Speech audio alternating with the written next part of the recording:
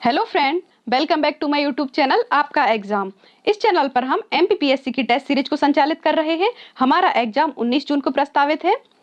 आज के test paper में हम यूनिट 3 या एमपी ज्योग्राफी को सॉल्व करेंगे। अभी तक 30 टेस्ट पेपर अलग अलग यूनिट के अपलोड किए जा चुके हैं। उन्हें आप चैनल की प्लेलिस्ट या डिस्क्रिप्शन में दी गई लिंक के माध्यम से देख सकते हैं। तो चलिए शुरू करते हैं।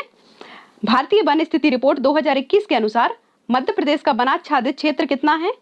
तो मध्य प्रदेश का वनाच्छादित क्षेत्र 77,492 स्क्वायर किलोमीटर है। और जो भारतीय वन स्थिति रिपोर्ट है यह प्रत्येक 2 वर्ष में जारी की जाती है। और यदि इसका मध्य प्रदेश का जो फॉरेस्ट कवर है टोटल कितना है, यदि परसेंटेज वाइज बात करें तो 25.14% है। और यदि एरिया वाइज बात करें तो 77,492 वर्ग किलोमीटर है।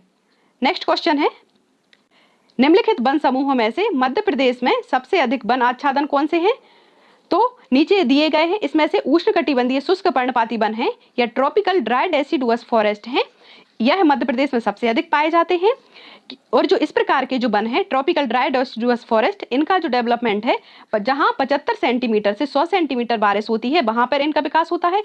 जो उष्णकटिबंधीय शुष्क पर्णपाती वनों के अंतर्गत सागौन, आम, बेर, खैर, तेंदुपत्ता आदि आते हैं। और आपको पता होगा कि मध्य प्रदेश में यह बहुतायत रूप में देखने मिलते हैं। नेक्स्ट क्वेश्चन है, मध्य प्रदेश में उत्कृष्ट सागौन वृक्षों का जंगल कहाँ पाया जाता है? तो सागौन वृक्षों का जंगल सतपुड़ा नेशनल पार्क में पाया जाता है। और सतपुड़ा नेशनल पार्क कहाँ है? तो सतपुड़ा नेशनल पार्क होशंगाबाद में है। नेक्स्ट क्वेश्चन है, मध्य प्रदेश वन विभाग को कितने वन क्षेत्रीय मंडलों में विभाजित किया गया है? तो कितने वन व्रत में बांटा गया है? तो टोटल 16 वन व्रत में बांटा गया है। और इसमें से जो सबसे बड़ा वन व्रत है वो खंडवा है और सबसे छोटा वन व्रत है वो होशंगाबाद है। कौन सा सबसे बड़ा वन व्रत? खंडवा है और सबसे छोटा वन व्रत होशंगाबाद है। अब जो इनको वन व्रत में क्यों बांटा जाता है? जैसे कि हमारी जनसंख्या के आधार पर हमें जिलों, तहसीलों, गाँव में बांटा जाता है, संसदीय क्षेत्रों में बांटा जाता है, उसी प्रकार जंगलों के रख रखाव और उनके संरक्षण और देखभाल और प्रबंधन के लिए अलग अलग वन व्रतों में बांटा जाता है। तो मध्य प्रदेश में टोटल 16 वन व्रत है, जिसमें से सबसे बड़ा खंडवा वन व्रत है और सबसे छोटा होशंगाबाद वन व्रत है। अब हम नेक्स्ट क्वेश्चन देखेंगे। नेक्स्ट क्वेश्चन है, यहाँ पे कुछ वन संस्थान दिए गए हैं और उन्हें सूची सुमेलित करना है। जैसे पहला है उष्णकटिबंधीय वन अनुसंधान केंद्र कहाँ है? तो उष्णकटिबंधीय वन अनुसंधान केंद्र जबलपुर में है। फिर दूसरा है राजीव गांधी वानिकी प्रशिक्षण संस्थान कहाँ है? तो राजीव गांधी वानिकी प्रशिक्षण संस्थान सिवनी में है। थर्ड है institute of forestry research and human resources development कहाँ है? तो यह संस्थान है जो छिंदवाड़ा में है। और Indian institute of forest management है या वन प्रबंधन संस्थान है, यह कहाँ है? तो यह भोपाल में है। आप याद रखेंगे, जैसे एक बार रिपीट करेंगे इसे, उष्णकटिबंधीय वन अनुसंधान केंद्र जबलपुर में है, राजीव गांधी वन प्रशिक्षण संस्थान सिवनी में है, institute of forest research and human resources development ये छिंदवाड़ा में है, और Indian institute of forest management या भारतीय वन प्रबंधन संस्थान ये हमारा भोपाल में है। तो आप याद रखेंगे। नेक्स्ट क्वेश्चन है, मध्य प्रदेश के एकमात्र राष्ट्रीय उद्यान का नाम बताइए जिसमें बस, जीप, हाथी, डोंगी व नाव चलाने की अनुमति प्राप्त हो। तो ऐसा एकमात्र राष्ट्रीय उद्यान कौन सा है? सतपुड़ा राष्ट्रीय उद्यान है। यहाँ पे प्रशासन द्वारा जीप, हाथी, बस, डोंगी, नाव चलाने की अनुमति है। यहाँ पे तवा नदी और देनवा नदी के संगम पर एक स्थान है। ये एक स्थान है जिसका नाम है मड़ई। तो इस मड़ई नामक पर्यटन स्थल पर ही यह सब चलाने की अनुमति है। किसमें? सतपुड़ा राष्ट्रीय उद्यान में। तो आप याद रखेंगे ये तवा नदी है और ये कौन सी? देनवा नदी। इसके संगम पर एक पर्यटन स्थल है जिसका नाम है मड़ई। और यहीं पर इसी राष्ट्रीय उद्यान में बस, जीप, हाथी, डोंगी, नाव ये सब चलाने की अनुमति है और यह एक टूरिस्ट प्लेस के रूप में विकसित किया गया है। नेक्स्ट क्वेश्चन है, मध्य प्रदेश के अंतर्गत कान्हा-किसली राष्ट्रीय उद्यान के संदर्भ में निम्नलिखित में से कौन सा कथन असत्य है? तो यहाँ पे असत्य कथन पूछा गया है। किसमें? कान्हा-किसली राष्ट्रीय उद्यान के संदर्भ में। तो देखते हैं कि कान्हा-किसली राष्ट्रीय उद्यान भारत का प्रथम टाइगर रिजर्व है जिसने वर्ष 2017 में अपना शुभंकर भूर सिंह दी बारासिंगा जारी किया। तो यह बिल्कुल सही है। सेकंड है कि यहाँ कृष्ण मृग या काला हिरण तथा बैटरी प्रजाति का बारासिंगा पाया जाता है। तो यह भी बिल्कुल सही है। यहाँ पर स्थित बमनी दादर को सूर्य अस्त पॉइंट या सनसेट पॉइंट कहते हैं जो कि यहाँ सबसे ऊंचा स्थल है। तो यह भी बिल्कुल सही है। यहाँ पर दक्षिण भारतीय आर्द्र मिश्रित सागौन वन पाए जाते हैं, तो यह गलत है, क्योंकि यह हम पहले बता चुके हैं कि मध्य प्रदेश में सबसे अधिक ट्रॉपिकल ड्राई डेसिडुअस फॉरेस्ट पाए जाते हैं या उष्णकटिबंधीय शुष्क पर्णपाती वन पाए जाते हैं, जबकि यहाँ पे आर्द्र दिया है, तो यह असत्य कथन हो जाएगा, बाकी सारे कथन इसके सत्य हैं। नेक्स्ट क्वेश्चन देखेंगे, मध्य प्रदेश में किस राष्ट्रीय उद्यान को लैंड्स ऑफ व्हाइट टाइगर कहा जाता है? तो सफेद शेरों की भूमि किस राष्ट्रीय उद्यान को कहा जाता है? तो जो बांधवगढ़ राष्ट्रीय उद्यान है उमरिया में, उसे लैंड्स ऑफ व्हाइट टाइगर कहा जाता है। और यहाँ पे जो बाघों का घनत्व सबसे अधिक है, यहाँ प्रत्येक 32 किलोमीटर पर एक बाघ पाया जाता है। नेक्स्ट क्वेश्चन है मध्य प्रदेश का सबसे बड़ा सड़क पुल किस नदी पर स्थित है? तो सबसे बड़ा सड़क पुल किस नदी पर स्थित है? तो यह नर्मदा की सहायक नदी है, तवा नदी, यहीं पे सबसे बड़ा सड़क पुल स्थित है। और जो इसकी जो लंबाई है 1800 मीटर है, लगभग कितनी? 1800 मीटर है इसकी लंबाई। नेक्स्ट क्वेश्चन देखेंगे, मध्य प्रदेश में केवटी जलप्रपात किस नदी पर है? तो मध्य प्रदेश में केवटी जलप्रपात महाना नदी पर है। और यह महाना नदी है जो रीवा में, यह टोंस नदी की सहायक है। कहाँ है? रीवा में टोंस नदी की सहायक है, और इसी पर केवटी जलप्रपात स्थित है। नेक्स्ट क्वेश्चन देखेंगे, मध्य प्रदेश के किस राष्ट्रीय उद्यान का उल्लेख biodiversity concept and its threat assessment in Vindhyan region नामक पुस्तक में किया गया है? तो यह जो है संजय गांधी राष्ट्रीय उद्यान में किया गया है। किस लिए? बायोडायवर्सिटी के महत्व को बताने के लिए। पुस्तक का नाम क्या है? Biodiversity concept and its threat assessment in Vindhyan region. तो यह किससे संबंधित है? संजय गांधी राष्ट्रीय उद्यान से संबंधित है, जो कि विंध्यन रेंज का महत्वपूर्ण भाग है। नेक्स्ट क्वेश्चन है, मध्य प्रदेश में राष्ट्रीय उद्यानों की कुल संख्या कितनी है? तो मध्य प्रदेश में जो नेशनल पार्क है इनकी कुल संख्या 11 है, और अभ्यारण्य या सेंचुरी की कुल संख्या 31 है। जो मध्य प्रदेश में राष्ट्रीय उद्यान अधिनियम 1952 है, उसके तहत इसकी संख्या कितनी है? नेशनल पार्क की 11 है, और वन्य जीव अधिनियम 1972 के तहत जो अभ्यारण्यों की संख्या कितनी है? 31 है, जो रजिस्टर्ड है। नेक्स्ट क्वेश्चन है, निम्नलिखित नदी घाटियों में से किस नदी घाटी पर राजसौरास के कंकाल अवशेषों का जीवाश्म उत्खनन किया गया है? तो ये राजसौरास क्या है? राजसौरास एक मांसाहारी डायनासोर की प्रजाति है, और यह नर्मदा घाटी के अंतर्गत जबलपुर की लम्हेरा घाटी में इसके कंकाल के अवशेष प्राप्त हुए हैं। किसके? राजसौरस मांसाहारी डायनासोर के कंकाल प्राप्त हुए हैं नर्मदा घाटी के अंतर्गत जबलपुर में। नेक्स्ट क्वेश्चन है, मध्य प्रदेश में ओमकारेश्वर नर्मदा के अतिरिक्त किस नदी के संगम पर बना है? तो आपको पता होगा कि मध्य प्रदेश में ये नर्मदा नदी है, यहीं से एक छोटी सी नदी निकलती है, कावेरी नदी। कावेरी नदी ये अलग कावेरी नदी है जो साउथ में दी गई, ये बहुत छोटी सी नदी है, और इन्हीं के संगम पर ओमकारेश्वर अवस्थित है। तो इसका राइट आंसर हो जाएगा नर्मदा व कावेरी स्थित है कहाँ? ओमकारेश्वर। नेक्स्ट है, मध्य प्रदेश के पन्ना जिले में हीरो की प्राप्ति किस प्रकार की चट्टानों में होती है? तो जो हीरे की प्राप्ति है यह कुडप्पा क्रम की चट्टानों में होती है। कुडप्पा क्रम की चट्टानों के अंतर्गत जो बिजावर सीरीज है यह पन्ना में विस्तारित है, और वहीं पर हीरा की प्राप्ति होती है किस श्रेणी में? बिजावर श्रेणी में, और यह किसके अंतर्गत आती है? कुडप्पा श्रेणी के अंतर्गत आती है। नेक्स्ट क्वेश्चन है, मध्य प्रदेश के अंतर्गत उत्तर के मैदानी भाग में पाई जाने वाली जलवायु के संदर्भ में निम्नलिखित में से कौन सा कथन असत्य है? तो यहाँ पे पूछा गया है कि मध्य प्रदेश के उत्तर के मैदानी भागों में पाई जाने वाली जलवायु के बारे में पूछा गया है, और कौन सा असत्य कथन पूछा गया है। तो देखते हैं, इस क्षेत्र में बंगाल की खाड़ी और अरब सागर की दोनों शाखाओं से बारिश होती है, तो बिल्कुल सही है। जैसे कि हम देखेंगे, ये है हमारा मध्य प्रदेश, यहाँ पे अरब सागर की शाखा और यहाँ से बंगाल की खाड़ी की शाखा से बारिश होती है, यह बिल्कुल सही है। इस क्षेत्र की समुद्र तल से दूरी अधिक होने के कारण तापमान में कमी हो जाती है, तो यह गलत है, क्योंकि यहाँ से एक कर्क रेखा निकलती है, तो बल्कि यहाँ पे तापमान अधिक होता है। नेक्स्ट स्टेटमेंट है कि इस क्षेत्र के पश्चिम में 75 सेंटीमीटर और पूरब में 100 सेंटीमीटर बारिश होती है, तो बिल्कुल सही है। इसके जो पश्चिमी भाग है मध्य प्रदेश का, यहाँ पे मालवा रीजन में 75 सेंटीमीटर, जबकि इसके पूर्वी भाग में यहाँ पे 100 सेंटीमीटर से भी अधिक बारिश होती है, तो यह भी बिल्कुल सही है। और लास्ट स्टेटमेंट है कि इस क्षेत्र में दक्षिण पश्चिम मानसून कमजोर होने के कारण सूखे की स्थिति बन जाती है, तो बिल्कुल सही है, क्योंकि मध्य प्रदेश में जो बारिश होती है वो दक्षिण पश्चिम मानसून के ही कारण होती है, और यदि दक्षिण पश्चिम मानसून ही कमजोर पड़ गया तो यहाँ पे सूखे की स्थिति उत्पन्न हो जाती है मध्य प्रदेश में, तो यह भी बिल्कुल सही है। इसमें से असत्य कथन कौन सा हो गया? बी वाला। नेक्स्ट क्वेश्चन है, इसमें निमाड़ क्षेत्र के अंतर्गत काफी कम वर्षा होने का प्रमुख कारण क्या है? तो निमाड़ क्षेत्र में काफी कम वर्षा होने का जो प्रमुख कारण है, यहाँ पे वृष्टि छाया प्रदेश है। इस क्षेत्र में सतपुड़ा पर्वत श्रृंखला की वृष्टि छाया प्रदेश है। क्या होता है कि यहाँ से बारिश प्रवेश कर जाती है और यहाँ पे सतपुड़ा रेंज है, इसलिए इस क्षेत्र में तो बारिश हो जाती है, परंतु ये वाला रीजन है वृष्टि छाया प्रदेश के अंतर्गत आ जाता है निमाड़ क्षेत्र, इसलिए यहाँ पे कम बारिश होती है। नेक्स्ट क्वेश्चन है, मध्य प्रदेश में मालवा पठार के अंतर्गत पाई जाने वाली जलवायु के संदर्भ में कौन सा कथन असत्य है? तो यहाँ पे असत्य पूछा गया है, और मालवा पठार की जलवायु के बारे में पूछा गया है। तो मालवा पठार में समशीतोष्ण जलवायु के लक्षण पाए जाते हैं, बिल्कुल सही है क्योंकि समुद्र के निकट है।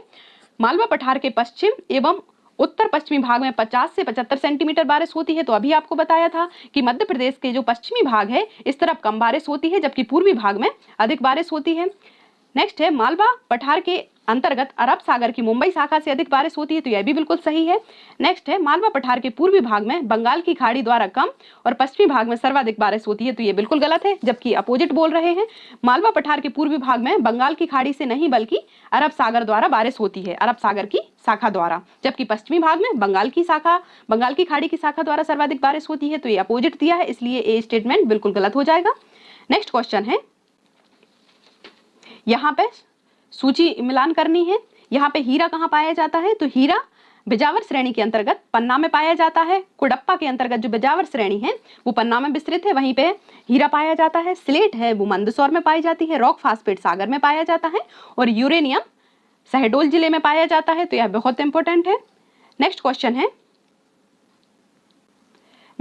है 17 अप्रैल 2015 को किस तेल कंपनी द्वारा 54 मेगावाट पवन ऊर्जा का प्रोजेक्ट मध्य प्रदेश व गुजरात की संयुक्त परियोजना के रूप में प्रारंभ किया गया?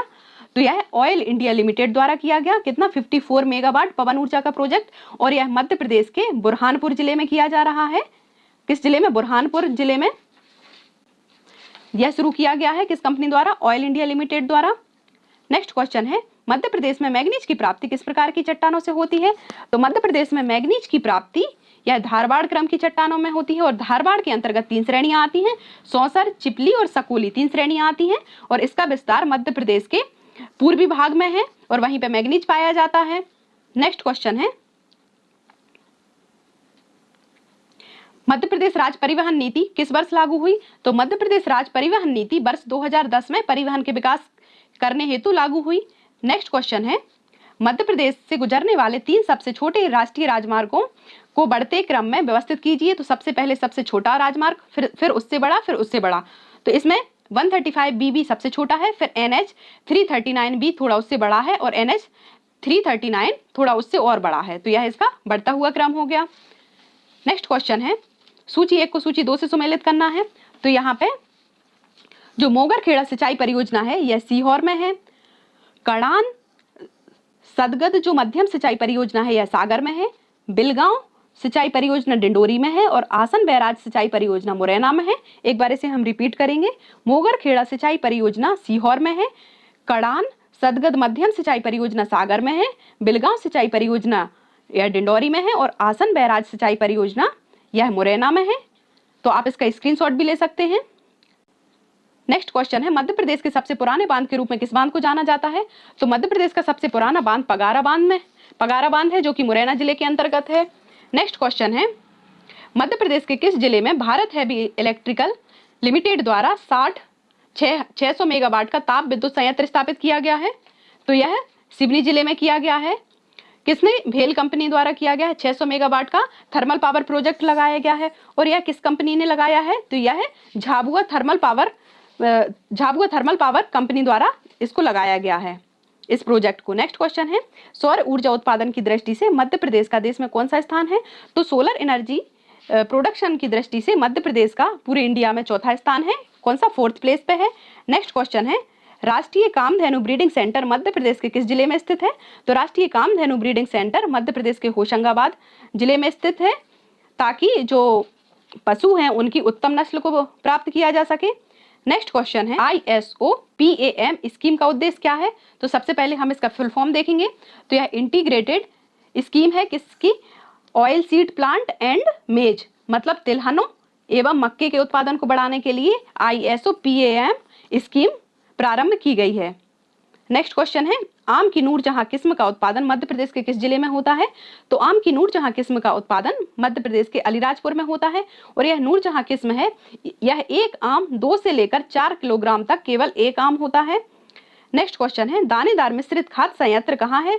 तो दानेदार मिश्रित खाद संयंत्र है यह होशंगाबाद में है, और यह मोराजी एग्रो फर्टिलाइजर कंपनी द्वारा स्थापित किया गया है मध्य प्रदेश कृषि उद्योग विकास निगम की सहायता से। नेक्स्ट क्वेश्चन है, ऑयल एवं पशु आहार संयंत्र की स्थापना कहाँ की गई है? तो ऑयल एंड पशु आहार संयंत्र की स्थापना यह मुरैना में की गई है। और आपको पता होगा जो चंबल रीजन है उसे सरसों की डलिया कहा जाता है।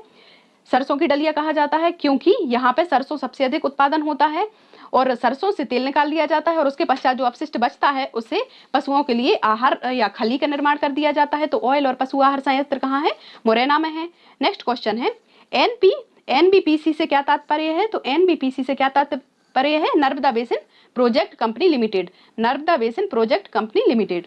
नेक्स्ट क्वेश्चन देखेंगे। नेक्स्ट क्वेश्चन है तापक्रम के आधार पर मध्य प्रदेश का अधिकांश भाग किस तापीय वर्ग में आता है? तो टेम्परेचर के अकॉर्डिंग यदि देखा जाए तो मध्य प्रदेश अति तापीय वर्ग में आता है क्योंकि मध्य प्रदेश के बीचों बीच से कर्क रेखा गुजरती है। नेक्स्ट क्वेश्चन है कौन सा कोयला क्षेत्र सतपुड़ा कोयला क्षेत्र में नहीं आता? तो यहाँ पे पूछा है नहीं आता, तो कोरार कोयला क्षेत्र है यह सतपुड़ा के अंतर्गत नहीं आता, जबकि मोहपानी, पैच, देनवा, तबा यह सब सतपुड़ा कोयला क्षेत्र के अंतर्गत आते हैं, जबकि कोरार क्षेत्र मध्य घाटी कोयला क्षेत्र के अंतर्गत आता है। इसके अतिरिक्त जो सिंगरौली, सुहागपुर, उमरिया, जोहिला आदि और कोरार आदि क्षेत्र यह मध्य भारत कोयले क्षेत्र के अंतर्गत आते हैं, जबकि पैच, मोहपानी, तबा घाटी, काना घाटी ये सब सतपुड़ा कोयला क्षेत्र के अंतर्गत आते हैं। नेक्स्ट क्वेश्चन है मध्य प्रदेश में कोरेंडम कहाँ पाया जाता है? तो मध्य प्रदेश में कोरेंडम है यह पीपरा व परकोटा क्षेत्र में पाया जाता है, जो कि कहाँ? सिंगरौली जिले के अंतर्गत है, पीपरा व परकोटा। नेक्स्ट क्वेश्चन है विश्व में कोयले की सबसे मोटी परत मध्य प्रदेश के किस जिले में पाई जाती है? तो कोयले की सबसे मोटी परत के बारे में पूछा गया है, तो यह सिंगरौली में पाई जाती है और यह गोंडवाना क्रम की चट्टानों में पाई जाती है। नेक्स्ट क्वेश्चन है मध्य प्रदेश में सर्वप्रथम विद्युत का उत्पादन कब प्रारंभ हुआ? तो मध्य प्रदेश में सबसे पहले विद्युत का उत्पादन 1905 में हुआ था। किस रीजन में? ग्वालियर रीजन में सांक नदी पर जो तत्कालीन जो महाराजा थे सिंधिया वंश के माधवराव सिंधिया ने इसका निर्माण करवाया था 1905 में। नेक्स्ट क्वेश्चन देखेंगे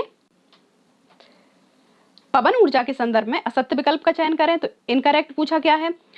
तो यह गैर परंपरागत ऊर्जा का स्रोत है, बिल्कुल सही है। यह पर्यावरण के अनुकूल है, तो यह भी सही है। मध्य प्रदेश में सर्वाधिक पवन चक्कियां भोपाल में है, तो यह गलत है क्योंकि सबसे अधिक पवन चक्कियां कहाँ है? देवास में है और इंदौर में है। सबसे अधिक पवन चक्कियां कहाँ है? देवास में और इंदौर में है। नेक्स्ट क्वेश्चन है मध्य प्रदेश में नर्मदा जल विद्युत विकास निगम की स्थापना कब की गई? तो मध्य प्रदेश में नर्मदा जल विद्युत विकास निगम की स्थापना वर्ष 2010 में की गई। क्यों की गई? ताकि नर्मदा नदी पर अधिक से अधिक डैम बनाकर वहां विद्युत का विकास किया जाए और अधिक से अधिक विद्युत का उत्पादन किया जाए, इसलिए नर्मदा जल विद्युत विकास निगम की स्थापना वर्ष 2010 में की गई। नेक्स्ट क्वेश्चन है यहाँ पे सूची मिलान करना है। जैसे मध्य प्रदेश में न्यूनतम वर्षा कहाँ होती है? तो मध्य प्रदेश में सबसे कम वर्षा है गोहद भिंड में होती है। कितनी? लगभग 55 सेंटीमीटर बारिश होती है, जो कि मध्य प्रदेश में सबसे कम है। फिर मध्य प्रदेश में सबसे अधिक ठंड कहाँ होती है? तो मध्य प्रदेश में सबसे अधिक यदि ठंड होती है तो शिवपुरी और मुरैना में रिकॉर्ड की गई है।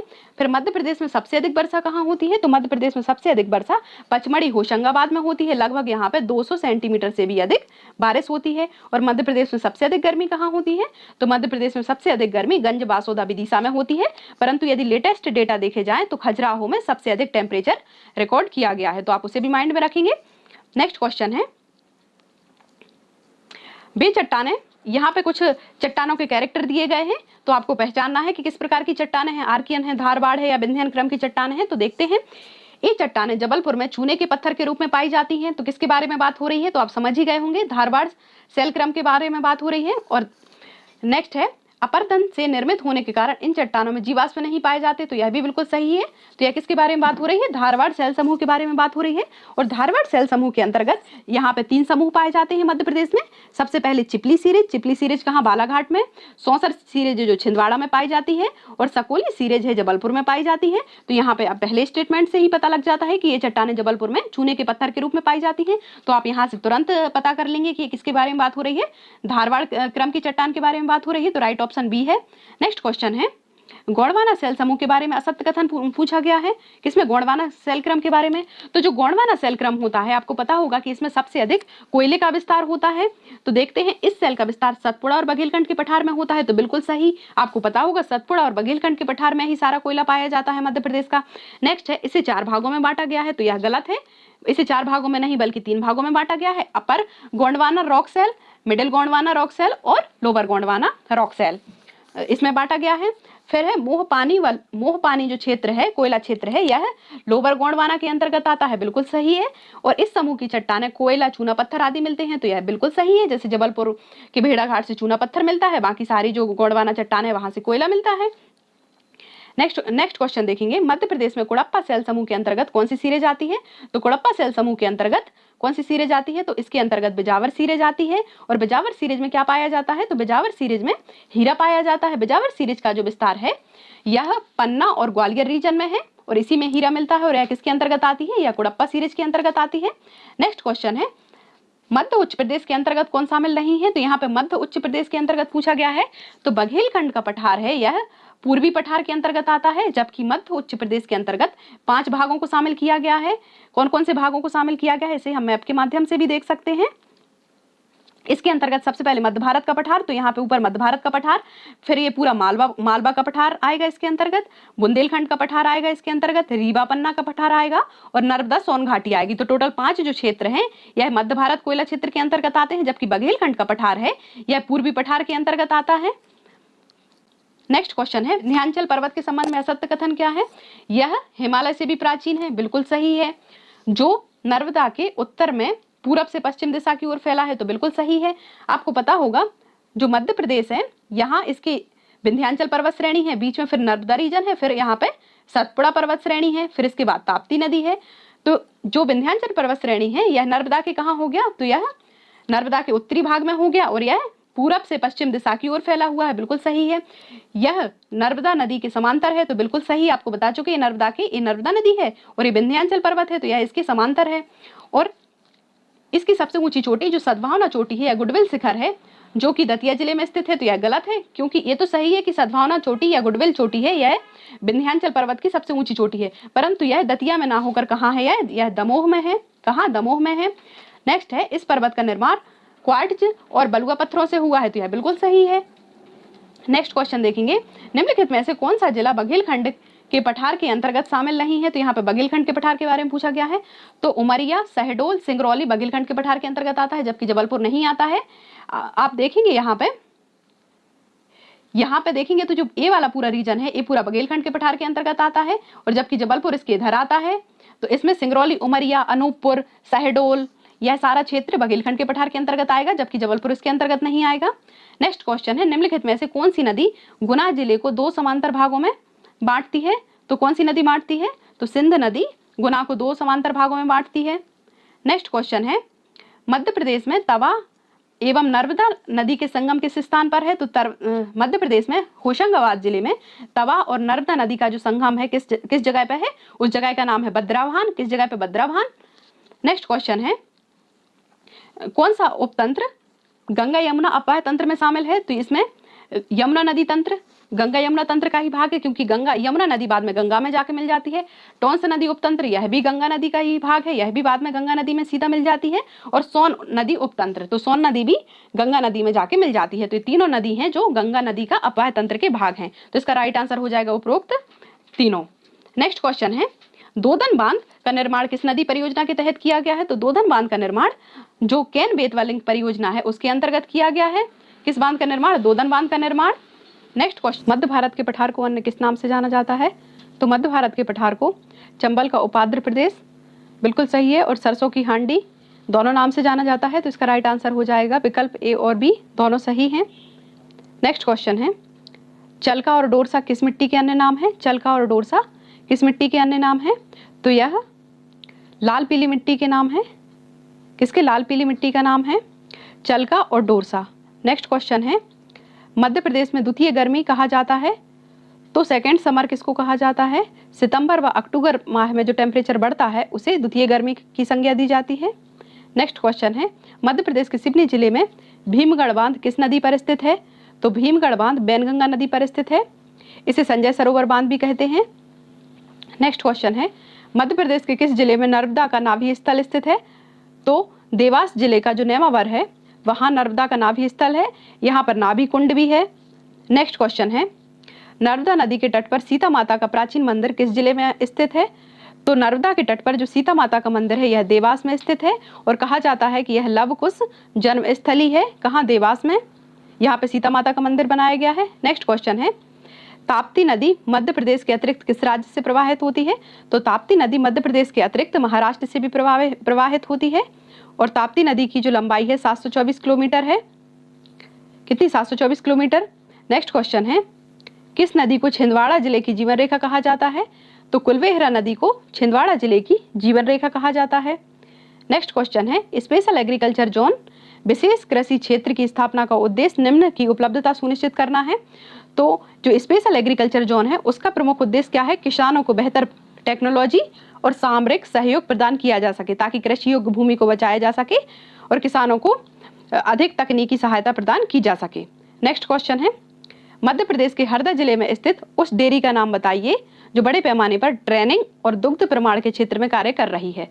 तो उसका नाम है सहयोग क्लीन मिल्क सेंटर। क्या है? सहयोग क्लीन मिल्क सेंटर है। तो यह हरदा में कार्यरत है और यह शुद्ध दुग्ध उत्पादन के लिए यह प्रतिबद्ध है। नेक्स्ट क्वेश्चन है, मध्य प्रदेश में ग्रीष्म ऋतु में औसत तापमान बढ़ता है तो दक्षिण से उत्तर की ओर बढ़ता है, क्योंकि जो कर्क रेखा है मध्य प्रदेश के बीचों बीच से निकली है और जो ग्रीष्म ऋतु में जो सूर्य है सीधा कर्क रेखा के ऊपर चमकता है, इसलिए तापमान दक्षिण से उत्तर की ओर जाने पर बढ़ता है। नेक्स्ट क्वेश्चन है, निम्नलिखित कथनों में से असत्य कथन को छांटिए। तो कीटनाशक संयंत्र है बीना में स्थित है, बिल्कुल सही है। जीवाणु खाद संयंत्र भोपाल में स्थित है जबकि यहाँ इंदौर दिया गया है, तो ये गलत है। दानेदार मिश्रित खाद संयंत्र है, यह होशंगाबाद में स्थित है। डेयरी फार्म बाबई होशंगाबाद में स्थित है, तो यह भी बिल्कुल सही है। कीटनाशक संयंत्र बीना में, जीवाणु खाद संयंत्र भोपाल में, दानेदार मिश्रित खाद संयंत्र होशंगाबाद में और डेयरी फार्म बाबई में अवस्थित है। नेक्स्ट क्वेश्चन है, निम्न फैक्ट्री तथा उससे संबंधित मंत्रालय के बारे में असंगत छांटना है कि कौन सा गलत है।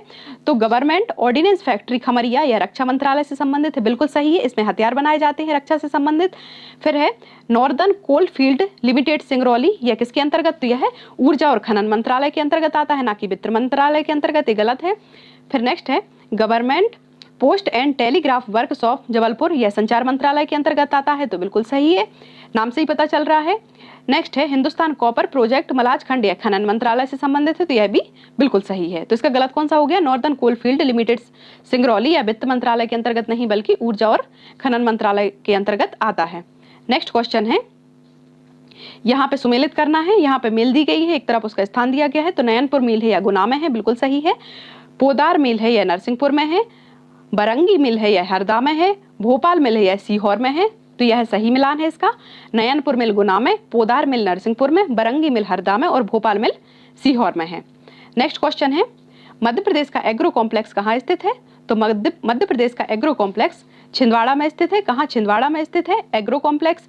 नेक्स्ट क्वेश्चन है, मंडीदीप में ऑप्टिकल फाइबर का कारखाना किस देश के सहयोग से स्थापित किया गया है? तो भारत का एकमात्र ऑप्टिकल फाइबर का कारखाना है जो कि मंडीदीप रायसेन में अवस्थित है और यह जापान के सहयोग से स्थापित किया गया है। कहाँ? मंडीदीप रायसेन में ऑप्टिकल फाइबर का कारखाना।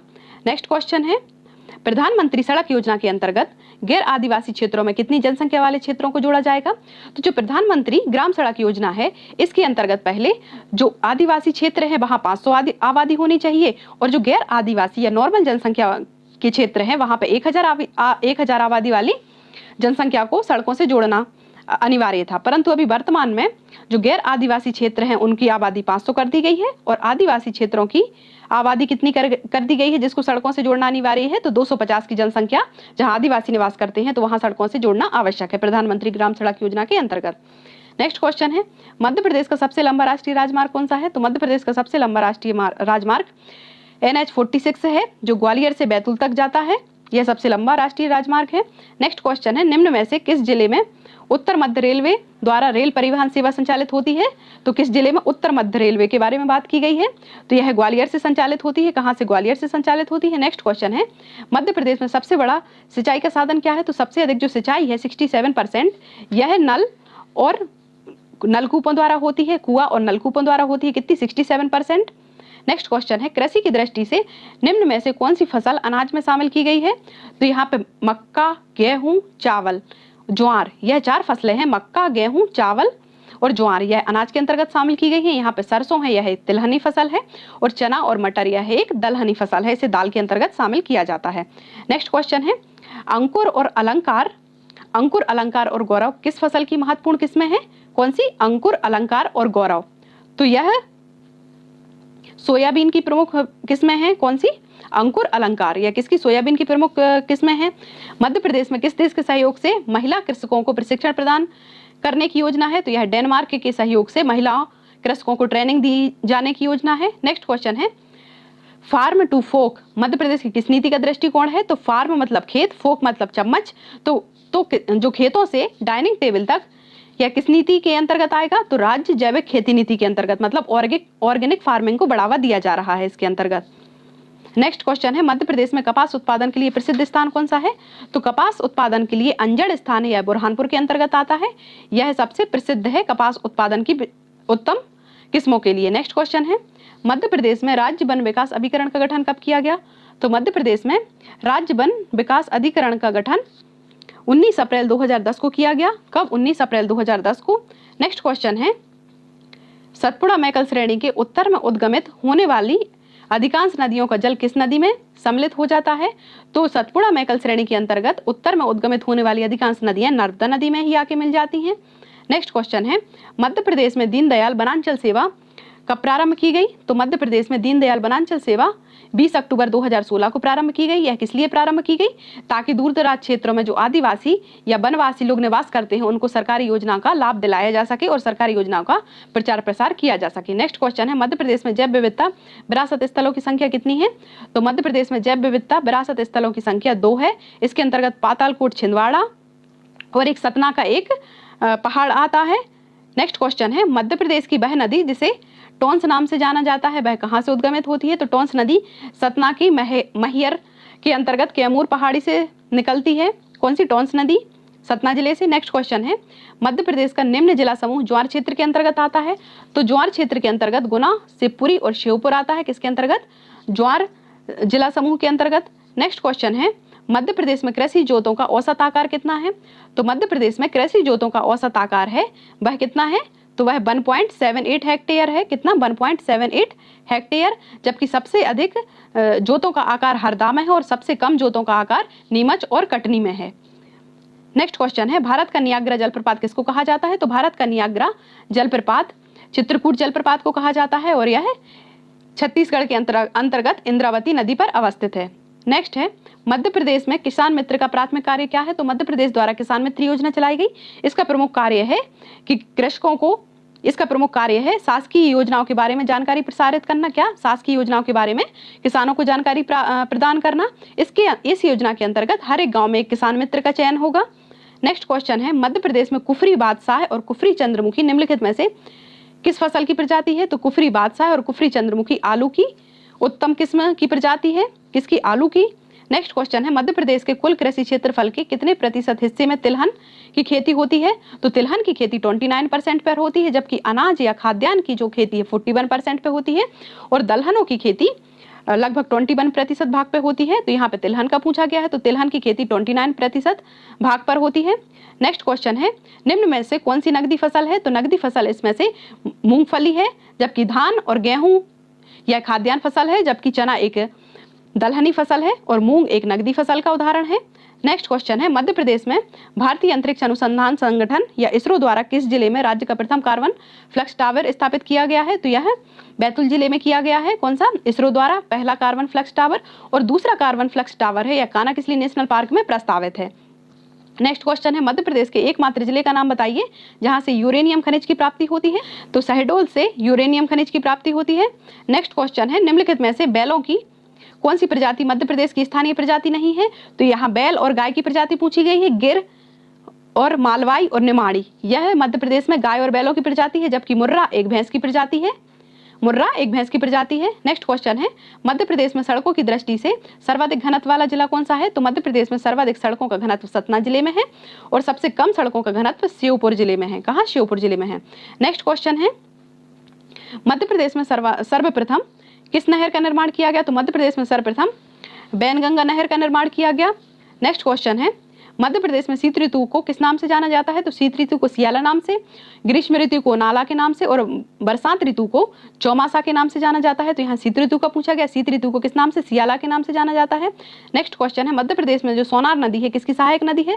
तो सोनार नदी यह कैन की सहायक नदी है। नेक्स्ट क्वेश्चन है, मध्य प्रदेश में बेतवा नदी कहाँ से प्रवाहित होती है? तो बेतवा नदी यह उत्तर से पूर्व की ओर प्रवाहित होती है। कहाँ? उत्तर से पूर्व की ओर। नेक्स्ट क्वेश्चन है, मध्य प्रदेश में लघु वन उपज प्रसंस्करण और अनुसंधान केंद्र कहाँ स्थापित किया गया है? मध्य प्रदेश में लघु वन उपज प्रसंस्करण और अनुसंधान केंद्र है, यह भोपाल में स्थापित किया गया है।